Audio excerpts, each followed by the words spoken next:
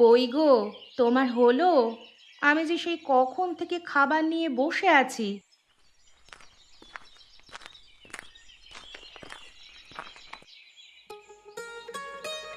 ননি কোথায় গেছে গিন্নি? সকাল থেকে তো ননিকে দেখতে পেলাম না। সে দস্যি মেয়ে কি বাড়ি থাকার পাত্রী নাকি? সকাল হতে না হতেই আমার চোখ ফাঁকি দিয়ে বেরিয়েছে পাড়ায়। কিছু খেয়েছে? না না, পান্তা ভাতের নাম শুনেই পালিয়েছে। গয়া পিসির কাছে গিয়ে দেখো, নাড়ুর বায়না করবে। এছাড়া আর কোথায় যাবে? মেয়েটা দিন দিন বড় হচ্ছে, ওকে ঠিকমতো খেতে পড়তে দিতে পারি না। চোখের সামনে মেয়ে বিয়ের উপযুক্ত হয়ে যাওয়ার উপক্রম। এত তাড়াতাড়ি আমার মেয়েকে আমি কোথাও পাঠাচ্ছি না। আমরা গরিব হতে পারি, কিন্তু সেজন্য মেয়েকে বোঝা মনে করি না। বোঝা হবে কেন গিন্নি? আমার ননি যে আমার ঘরের লক্ষ্মী। পারলে তো ওকে আমি আমার কাছেই রেখে দিতাম আজীবন। কিন্তু আমরা বুড়ো হয়ে গেলে আমাদের মেয়েটার কি হবে সেটা ভেবেই তো দুঃখ লাগে। এত দুঃখ পেতে হবে না তোমায়। উপযুক্ত বয়স হলে ভালো ঘর দেখে বিয়ে দিয়ে দিলেই হবে। এখন তাড়াতাড়ি দুটো খেয়ে নাও তো দেখি। এক্ষুনি হারান দাদা চলে আসবে তো মাছ ধরার জন্য ডাকতে। হারান দাদার মেয়েটাও তো বিয়ের উপযুক্ত হয়েছে। ঘটক মশাই তো দাদার পা ছাড়ছে না, কিন্তু টাকার অভাবে দাদা মুখ বুজে আছে। কি করবে বলো? আমাদের মতো গরিব মানুষের মেয়েদের তো আর 10 গ্রাম জানিয়ে ঘটা করে বিয়ে দেওয়া সম্ভব নয়। আমার ননির বিয়ে আমি ঘটা করেই দেব, দেখে নিও তুমি গিন্নি। সে সময় হলে দেখা যাবে খন। এখন খেয়ে নাও দেখি। হ্যাঁ হ্যাঁ, আমাকে খেতে দাও।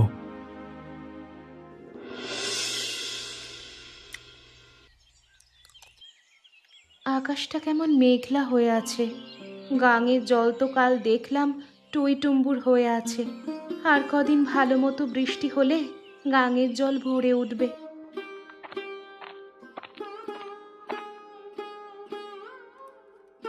কি হয়েছে গিন্নি? কি নিয়ে এত গবেষণা করছো? আকাশটা কেমন মেঘলা হয়ে আছে। আজকে মাছ ধরতে গাঙে যাবে না তুমি? যেতে তো হবেই, বাপ দাদার পেশা রক্তে মিশে আছে। মাছ না ধরলে সংসার চালাবো কি করে? এদিকে মেয়ে আমার বিয়ের উপযুক্ত হয়ে উঠেছে, কিভাবে যে কি করি। কি আবার করবে? ভালো দেখে একটা পাত্র পেলে রাতের বেলা 5 জন লোক খাইয়ে বিয়ে দিয়ে দিলেই হবে। তা কি করে হয় গিন্নি? 10টা না, 5টা না, একটা মাত্র মেয়ে আমার। ওকে এভাবে বিদায় দিতে যে আমার বড্ড কষ্ট হবে। শুধু কষ্টের কথা চিন্তা করলে আমাদের যে মেয়ে বিদায় করার মতো সেই সামর্থ্যই নেই গো। সব বাবা মাই তো চায় তাদের ছেলে মেয়েকেই ঘটা করে বিয়ে দিতে। কবে যে বিধাতা মুখ তুলে চাইবেন আমাদের দিকে, মেয়েটাকে ধুমধাম করে বিয়ে দিয়ে বিদেয় করতে পারলে বাঁচি। ধুমধাম করে বিয়ে দেবে কি করে? সে সামর্থ্য আছে তোমার? সারাদিনে যে কটা মাছ ধরে হাটে বিক্রি করো, তাই দিয়ে তো ঠিকমতো সংসারই চলে না। এই বর্ষাকালে গাঙের জল ভরে উঠলে চারিপাশের মাছ সব এই ভরা গাঙে পাওয়া যাবে। ভালো দেখে বড় একখানা মাছ যদি পাই, তাই বিক্রি করেই আমার মেয়েটাকে এবারে শ্রাবণ মাসে বিয়ে দেব। সে দিওক্ষণ। আকাশে তো মেঘ করেছে, মাছ ধরতে যাবে না?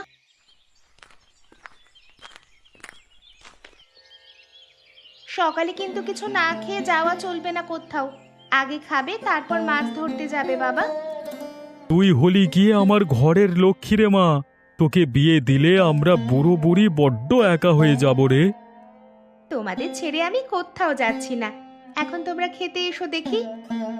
তোর বাবাকে খেতে দে মা, আমি এখন পান মুখে দিয়েছি। বেশ, এসো বাবা, তোমাকে খেতে দিই। হ্যাঁ চল মা।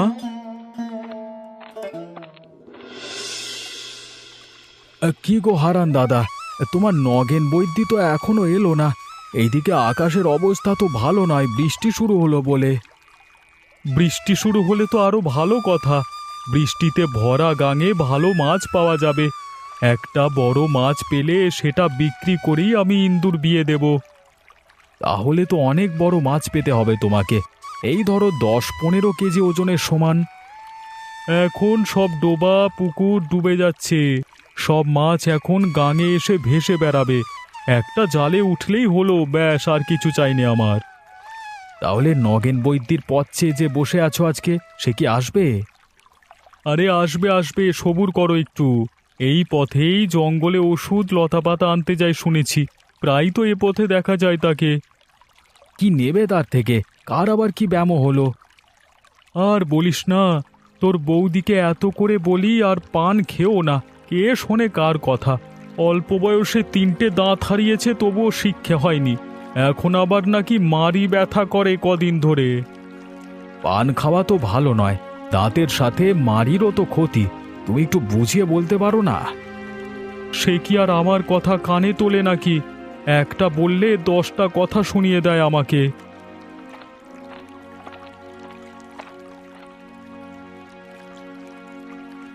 আরে হারান দেখছি। তা কার জন্য অপেক্ষা করছিস এই পথে? নিশ্চয়ই আমার জন্য বুঝি। না না ঘটক মশাই, আসলে নগেন বৈদ্যির জন্য অপেক্ষা করছিলাম। কেন রে, কার আবার কি হলো? তোর মেয়ের কিছু হলো না তো ব্যামো ট্যামো? এই জন্যই বারবার করে বলি মেয়েটাকে এবার বিয়ে দিয়ে দে। ওরে বাবা, বিয়ের বয়সী উপযুক্ত মেয়েকে কেউ ঘরে রেখে দেয় নাকি? তা আরে থামুন তো মশাই, সেই থেকে পটর পটর গড়িয়ে যাচ্ছেন। আগে শুনবেন তো কার কি হয়েছে নাকি? না শুনি বকে যাচ্ছেন এক নাগাড়ে। কার কি হয়েছে বল শুনি। আগে আমার গিন্নির দাঁতে ব্যথা করে, মারি ফুলে যায়। তাই ভাবলাম যদি নগেন বৈদ্যি কোনো উপায় বলে দেয় তো। এই ব্যাপার তাহলে। কিন্তু নগেন দাদা তো সেই সকালেই বাড়ি থেকে চলে গেছে এই রাস্তায়। আপনি তাকে দেখেছেন? হ্যাঁ দেখেছি, সকালবেলা আমি যখন বিমলের বাড়ি ওর মেয়ের জন্য সম্বন্ধ নিয়ে যাচ্ছিলাম, তখন দেখলাম নগেন দাদা বাড়ি যাচ্ছে। তাহলে আর দাঁড়িয়ে থেকে লাভ নেই, চল গোপাল, আমরা তাহলে ধরতে যাই মাছ, বুঝলি? তা তোমার মেয়ের বিয়ের কথা তো কিছু বললে না হারান। সে বলবো ক্ষণ, ভালো পাত্র পেলে আর আমার হাতে কিছু টাকা হলেই আপনাকে খবর দেব। এই যা বৃষ্টি শুরু হয়ে গেল তো, আমি এখন আসি তাহলে। হ্যাঁ চলো দাদা, আমরাও গাঙের দিকে যাই, দেখি এই বৃষ্টিতে কোনো মাছ পাই কি না। হ্যাঁ হ্যাঁ, তাই চল তাই চল।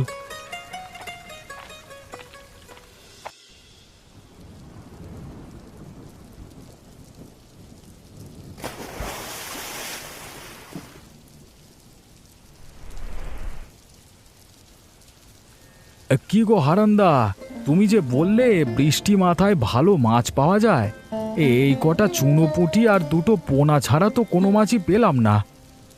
আজকে পাইনি, হয়তো আরেকদিন পাবো। আশা করলেই যে পেয়ে যাব তা তো নয়, তার জন্য ভাগ্য সুপ্রসন্ন হতে হবে আর আমাদের ধৈর্য ধরে মাছ ধরতে হবে। কি জানি বাপু, আমার তো মনে হয় না এমন বড় মাছ পাওয়া যাবে। যাবে যাবে, শুনেছি বিলে অনেক বড় বড় মাছ পাওয়া যায়।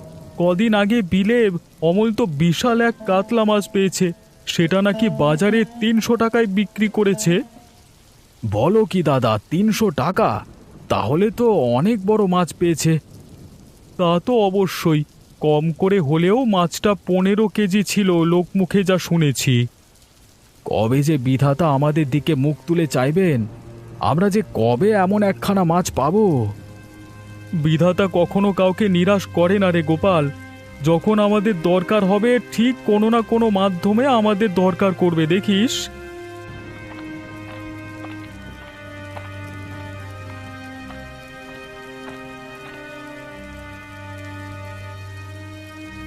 কে কে মাছ ধরে গাঙের জলে? আগে আমরা মোড়ল মশাই, আমি আর গোপাল মাছ ধরতে এসেছি। ও, তোরা এসেছিস? তা আমার পুকুরের মাছ সব গাঙে চলে এসেছে, শুনেছিস সেই খবর? কই না তো মোড়ল মশাই, আমরা তো এমন কিছু শুনিনি। আর আপনার পুকুরে মাছ ছিল বুঝি? ছিল মানে, ইয়া বড় বড় রুই কাতলা মাছ ছিল। আরে এখানে বড় মাছ পেলি সেটা আমাকে দিয়ে দিতে হবে। এই ভরা গাঙের মাঝে একমাত্র আমার অধিকার। এ আপনি কি বলছেন বাবু? আমরা তো শুনেছি আপনার পুকুরে কেবল চারাপোনা মাছের চাষ হয়।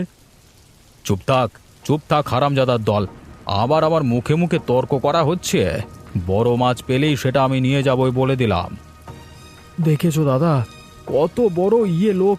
এই মাঝে মাঝে মনে হয় এই লোকটা বড় কোনো বিপদ কেন হয় না। থাক থাক, কারো বিপদ কামনা করতে নেই। এখন চল আমরাও ফিরে যাই, আজকে আর হাটে যাব না। যে কটা মাছ পেয়েছি গিন্নিকে রান্না করে দিতে বলবো। আমার ইন্দু মা চুনো পুঁটি মাছ খেতে বড্ড ভালোবাসে। হ্যাঁ হ্যাঁ, তাই চলো দাদা।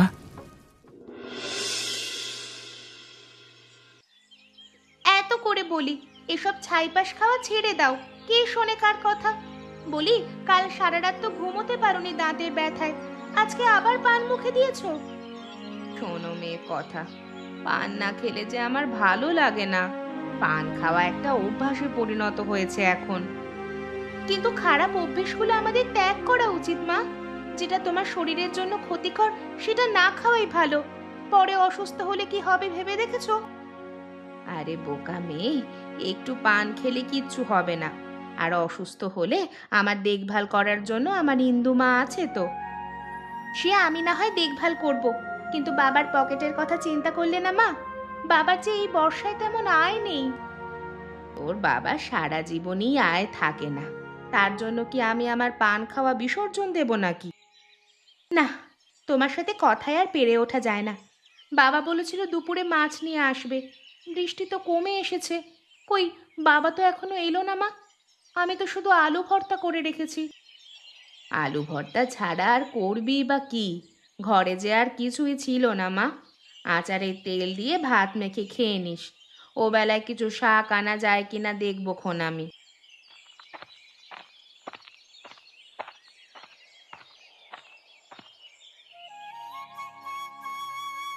ওই তো, ওই তো বাবা চলে এসেছে। এত দেরি করলে কেন বাবা? আমি সেই কখন থেকে তোমার পথ চেয়ে বসে আছি। আর বলিস না মা, মোড়ল মশাই এসে কথা শুনিয়ে গেল গাংপাড়ে মাছ ধরতে গিয়েছি তাই। কি বললো মোড়ল? কি আর বলবে, বলে কিনা গাঙের জলে মাছ ধরলে বড় মাছ পেলে সে নাকি নিয়ে যাবে। বললেই হলো নাকি? মোড়ল লোকটা বেশি ভালো নয়, ওনার থেকে সাবধানে চলবে বাবা। এখন স্নান করে এসো দেখি, আমি ভাত বাড়ি তোমাদের জন্য। তোর বাবাকে খেতে দে মা, আমি কেবল পান মুখে দিয়েছি। পান ছাড়া কি আছে শুনি? পান খেয়েই থাকো, আর ভাত খেতে হবে না। এই নে মা, কিছু চুনোপুঁটি মাছ পেয়েছি, রাতের জন্য চচ্চড়ি করিস। চুনোপুঁটি মাছ? বাহ, খুব ভালো করেছো বাবা। আমারও কদিন ধরে চুনোপুঁটি মাছ খেতে মন চেয়েছিল। রাতে টমেটো দিয়ে চচ্চড়ি করিস। তোকে তো আমরা বড় মাছ খেতে দিতে পারি না মা। আমি ওই চুনোপুঁটিতেই খুশি মা, আমার বড় মাছের কোনো চাহিদা নেই। তোর মতো মেয়ে পেয়ে আমি নিজেকে খুব ভাগ্যবান মনে করি রে মা। বাবা মায়ের সব কষ্ট বুঝিস তুই। তোর মতো সন্তান যেন বিধাতা ঘরে ঘরে দেন। এখন রান্নাঘরে জাল রেখে যাও, স্নান সেরে এসো। আমি দুপুরের খাবার খেতে দিচ্ছি। ঠিক আছে মা।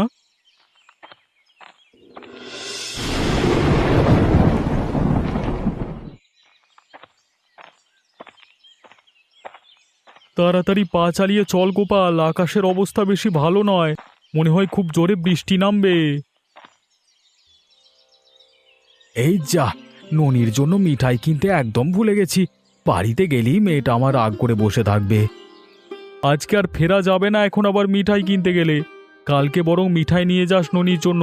আরে আকাশ যা ভার করেছে, মনে হচ্ছে এই বুঝি বৃষ্টি নামলো। না না, এখন আর যাব না, এখন সোজা বাড়ি চলো দেখি।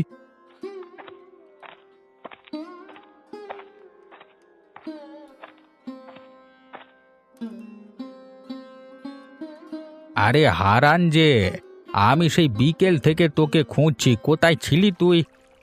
আর বলো না খুড়ো, আমিও তো তোমাকে সকাল থেকে খুঁজে চলেছি। আমার গিন্নির দাঁতে খুব ব্যথা করে, ইদানিং মাড়িতেও নাকি ব্যথা হয়। সে ওষুধ দেব বলেই তো তোকে খুঁজছি আমি। ভাগ্যিস এখন দেখা হয়ে গেল। আমি ওষুধ সাথে করেই নিয়ে এসেছি। তোমাকে কে বললো বৌদির ব্যামোর কথা? এ আবার বিকেলে ঘটকের সাথে দেখা হলো, সেই তো আমাকে বললো এ কথা। ঘটক মশাই ঠিক বলেছেন খুড়ো। তা কই দাও, আমাকে ওষুধ দাও দেখি। এক্ষুনি বৃষ্টি এলো বলে ওষুধ নিয়ে বাড়ি যাই। নিয়মিত দাঁতের গোড়ায় এবং মাড়িতে লাগাতে বলবি বৌমাকে, না হলে কিন্তু ব্যথা সারবে না। ঠিক আছে, সে বলবো ক্ষণ। খুড়ো, এখন আমরা আসি তাহলে, না হলে বৃষ্টি শুরু হলে আর বাড়ি যেতে পারবো না। ঠিক আছে ঠিক আছে, যা বাছা যা।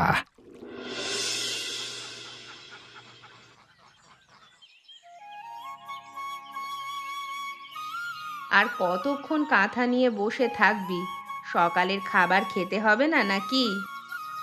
এই তো হাতের কাজটুকু শেষ করেই আমি খেতে যাব মা।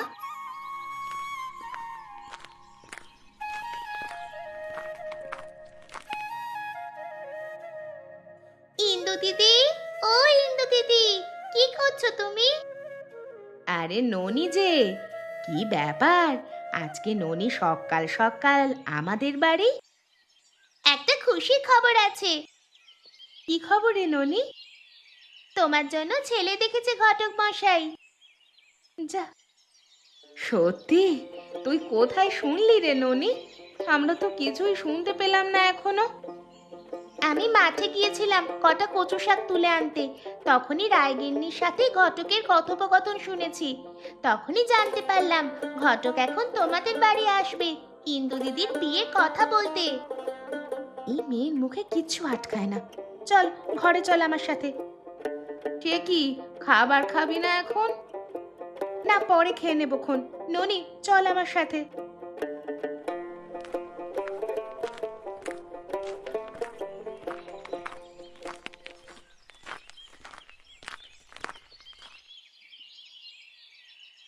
আরে ঘটক মশাই যে, আসুন আসুন, বসুন। বসতে এসেছি বৌমা। এবারে যে মেয়ের জন্য ভালো ঘরের সম্বন্ধ নিয়েছি। তাই নাকি? তা ছেলে কি করে? ছেলে শহরে চাকরি করে, বিয়ের পর বউকে তার সাথে করে শহরে নিয়ে যাবে। তাই নাকি? তাহলে তো অবস্থা সম্পন্ন পরিবার মনে হচ্ছে। হ্যাঁ, খুব বড় পরিবার। তাদের কোনো দাবি দাওয়া নেই, কেবল মেয়ে সংসারী হলেই হবে।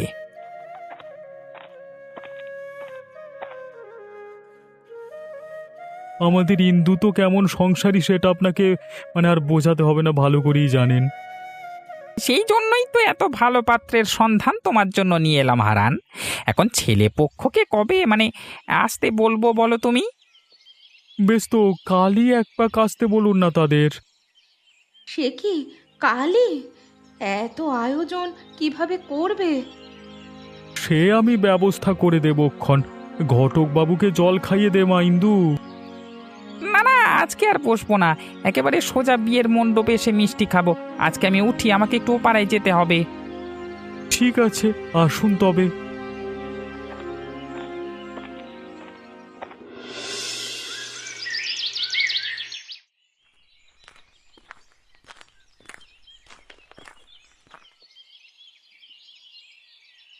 ছেলেপক্ষ তো মেয়ে দেখে পাকা কথা দিয়ে গেল। এখন আমি মেয়ের বিয়ের খরচাপাতি কিভাবে কি করব বলো তো? কি গো, কি এত চিন্তা করছো তুমি? ছেলেপক্ষকে তো কথা দিলাম গোটা 20 জনকে খাইয়ে মেয়ে বিদায় দেব, কিন্তু হাতে যে খরচাপাতি একদম নেই, কিভাবে কি করব বুঝতে পারছি না। আমার বালা জোড়া না হয় বিক্রি করে দাও, তাই দিয়েই কোনো রকমে খাবার বন্দোবস্ত করো। তোমার বালা বিক্রি করলে ইন্দুমাকে সোনার কিছু দিতে পারবো না যে। ও নিয়ে তুমি চিন্তা করো না, ইন্দুর জন্য আলাদা করে আমি গয়না রেখেছি। এক জোড়া কানের দুল, এক জোড়া বালা আর একটা সোনার চেন রেখেছি, ওতেই হয়ে যাবে। কিন্তু ওই বালা জোড়া ছাড়া যে তোমাকে আমি আর কিছুই দিতে পারি না গো। তুমি আছো আমার জন্য, সেটাই অনেক। আর কিছুই লাগবে না আমার। সধবাদের জন্য স্বামী বড় সম্পদ। আগে ভরা গাঙে একটু জাল ফেলে দেখে আসি কোনো উপায় করতে পারি কিনা। শুনেছি বড় বড় কাতলা পাওয়া যাচ্ছে, একটা পেলেই খরচ বেরিয়ে যাবে। বেশ, তবে তাই গিয়ে দেখো।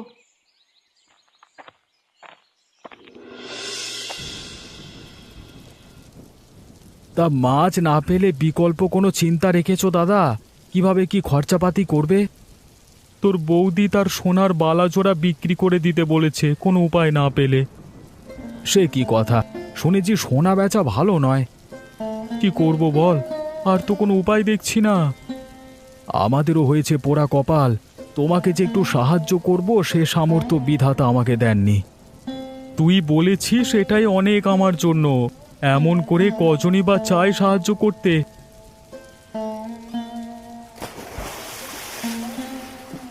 আমার জালে কিছু একটা পড়েছে মনে হচ্ছে, বুঝলি, অনেক ভারী। আমাকে সাহায্য কর জালটা তোলবার জন্য।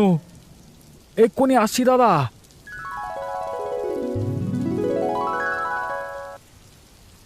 আরে দাদা, এই যে বিশাল এক কাতলা উঠেছে জালে, না হলেও 20 কেজি ওজন হবে। হ্যাঁ রে, এবারে বুঝি আমার দুঃখ ঘুচলো। এই মাছ বিক্রি করে আমার ইন্দুর বিয়ে দেব ধুমধাম করে। কম করে হলেও 400 টাকা পাবো দাদা। এখন চলো মাছটা দুজনে মিলে হাটে নিয়ে যাই।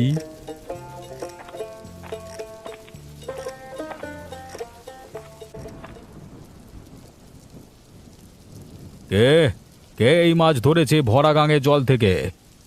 আগে আমি, মোড়ল মশাই। তোদের না কতবার বলেছি এই গাঙের জলে আমার পুকুরের সব বড় বড় কাতলা মাছ চলে এসেছে বৃষ্টির জলের সাথে। তারপরেও তোরা বড় কাতলাখানা মানে বাজারে নিয়ে যাচ্ছিস কি করে? কর্তা, আমার মেয়েটার বিয়ে কর্তা। এই মাছটা হাটে বেচে আমি আমার মেয়েটার বিয়ে দেব, দয়া করুন আমার উপর। এই, আমার পুকুরের মাছ ধরে আমার সাথে জোর চুরি হচ্ছে? কে বলেছে আপনার পুকুরের মাছ? আপনার পুকুরে কেবল চারা পোনা মাছের চাষ হয়, আর তাছাড়া এটা ভরা গাঙের মাছ।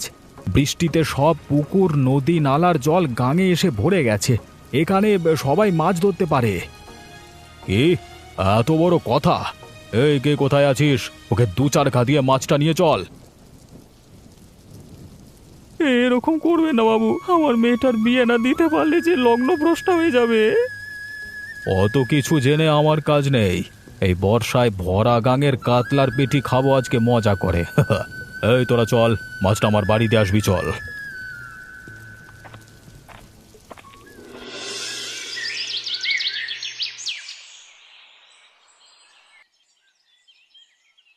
মোড়ল লোকটা আসলেই খুব খারাপ। হারানের কাছ থেকে মাছটা নিয়ে ভালো করেনি। বিধাতা এর শাস্তি নিশ্চয়ই দেবেন ওকে।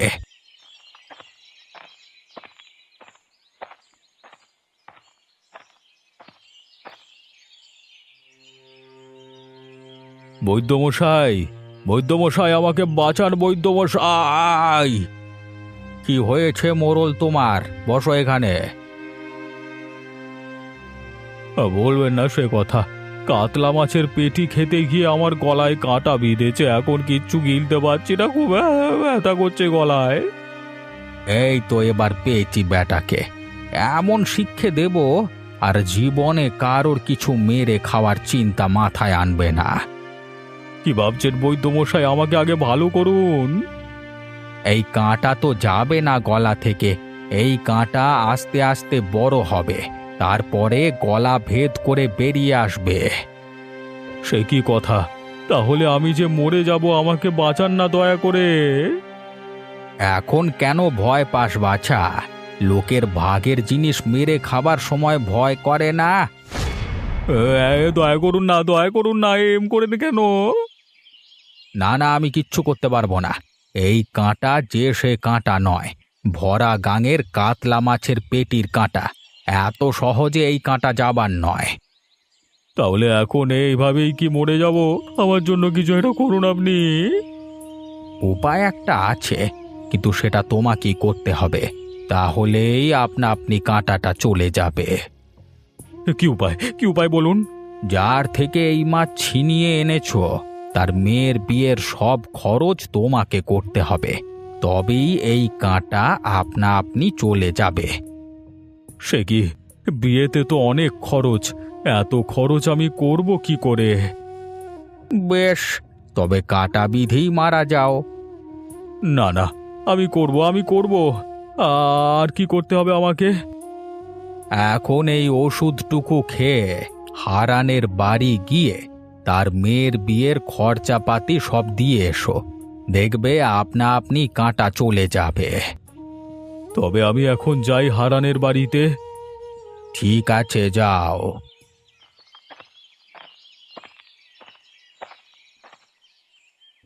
যেমন হাড় কিপটে আর মানুষের ভাগ মেরে খাস, ঠিক তেমন শিক্ষাই দিলাম। এবারে সব খরচা করে মর।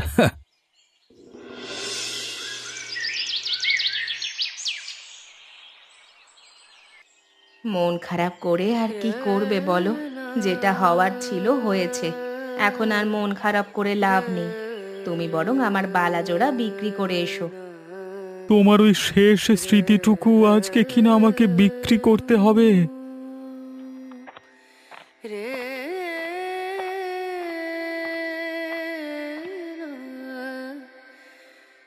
এখন কি করবে দাদা, কিছু ভেবেছো?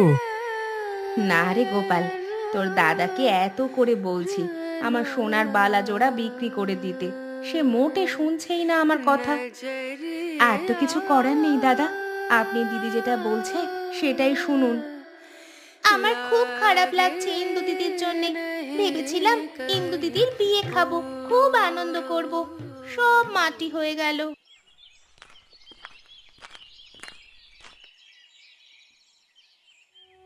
বাবা, আমাকে কি তোমাদের এত বোঝা মনে হয় যে এত তাড়াতাড়ি বিদায় করার জন্য উঠে পড়ে লেগেছো?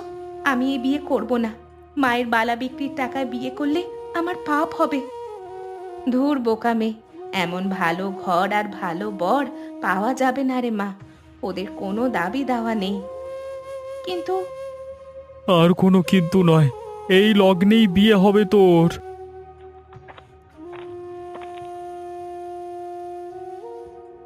এ কি মোড়ল মশাই, আপনি? হারান, আমার ভুল হয়েছে, আমাকে তুই ক্ষমা করে দে রে। আমি তোর মাছ জোর করে নিয়ে খেতে গিয়ে বিপদে পড়েছি। আমার গলায় কাতলা মাছের পেটির কাঁটা বিঁধেছে। এখন তোরা আমাকে ক্ষমা না করলে এই কাঁটা যাবে না। আমি কিছু মনে করিনি বাবু, আপনি নগেন খুড়োর বাড়ি গিয়ে ওষুধ খেয়ে নিন। ওষুধ খেয়েই তোদের কাছে ক্ষমা চাইতে এলাম। আর হ্যাঁ, ইন্দুর বিয়ের সকল খরচাপাতি আমি করব, আবার পাপের প্রায়শ্চিত্ত আমি করব। সত্যি বাবু, আপনি আমাদের ইন্দুর বিয়ের সব খরচ দেবেন? হ্যাঁ বৌমা, ইন্দুর বিয়ের সব খরচ আমার। আমি আমি ধুমধাম করে ইন্দুর বিয়ে দেব। এখন এই নে হারান, এখানে কিছু টাকা আছে, বাজার ঘাট করে আয় যা। ব্যাস, তাহলেই তো হয়ে গেল। তোমরা মেয়েরা বাড়িতে বসে বাড়ির কাজ করো, আমি আর হারান দাদা বাজার থেকে বাজার করে আসি। কি মজা, কি মজা, ইন্দু দিদির বিয়ে ধুমধাম করে হবে। আমাকে তোমরা সবাই ক্ষমা করে দিও, আমি আমার ভুল বুঝতে পেরেছি। আসলে কারো ভাগের জিনিস জোর করে ভোগ করবার মাঝে সুখ নেই, এতে আরো দুঃখই হয় রে।